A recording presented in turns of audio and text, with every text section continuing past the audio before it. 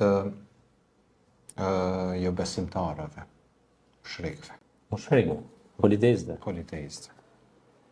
Po, neve pejgamberi alayhis salam na ka thonë që kur është fjala te ehli kitab të njëherë, pra ata janë pasues të librit, po është fjala për krishterët, për hebrejt,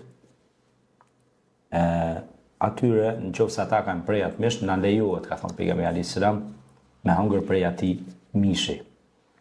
Kurse tek idhujtarët, mushrikët, që besojnë në për çka ti del përpara, si thomë na, në për statuja, në për varre, në për gjëra që nuk bën t'i adhurojmë, atyre, thot pejgamberi alayhis salam, ushqimi i idhujtarëve është ushqim i fliqur. Pse ata zakonisht mushrikët bojnë edhe nuk e kanë gojla ata fort atë pjesën e kur e prejnë në mënyrë të masakrume, se ka forma që e prejnë në mënyrë shumë të pakujdesshme, pastaj aty mund me ardhë edhe viruse, mund me ardhë smundje ndryshme.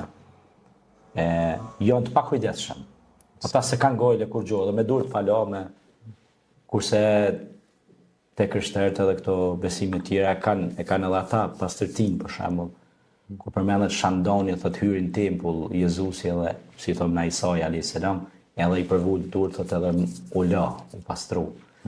Domethënë, besimet e ehli kitab lejohet për shkak se ata e prejnë në emrin një Zoti, është për Zotin. Kurse ata e prejnë në emrin shumë zotave, kështu që është pika ku na ndon. Domethënë që ushqimi që është, ose mishi që është prerë në formë idhujtare, nga idhujtarët neve na është ndaluar. Kështu na ka mësuar pejgamberi Muhammed alayhis salatu wassalam. Laqad kana lakum fi rasulillahi uswatun hasanat, pra ne kemi shembullin më të mirë kënd Muhammedin alayhis salatu wassalam. Kështu që ushqimi i idhujtarit është i prishur, është i keq, do të me pas kujdes. Zakonisht tash po flitet të këto smundjet që kanë ardhur zakonisht i Kine, sepse kinezët nuk, një grup i madh i tyre janë idhujtar,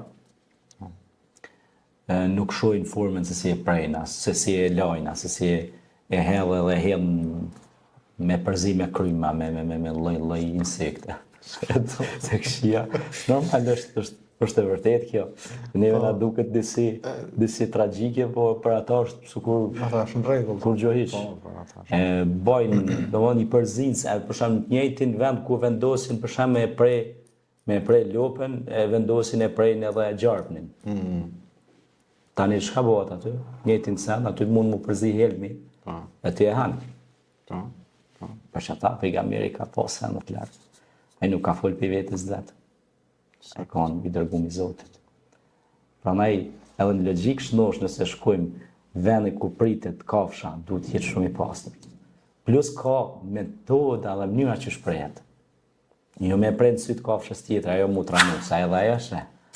Po thotë edhe thikën do të me mshef ose me mor me qetë, edhe me këndu diçka nga Kurani, edhe me drejtu ka kibla.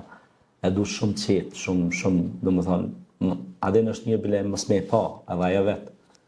Ka forma shumë detajshme në këtë pjesë që do të me pas shumë kujdes në këtë aspekt. Në kuptova. Allah është për bleft. Amin. Faleminderit shumë për pjesëmarrje sot në këtë bashkëbisedim me pyetjet e shikuesve tanë. Me shpresë se do të takojmë edhe në edicionet e tjerë. Të falenderoj me shpresë që s'ka mbet diçka pa u thënë rreth këtyre çështjeve.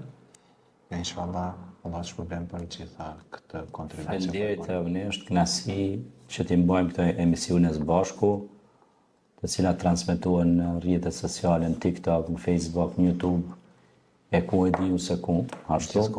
Kudo. Të kudo gjendur.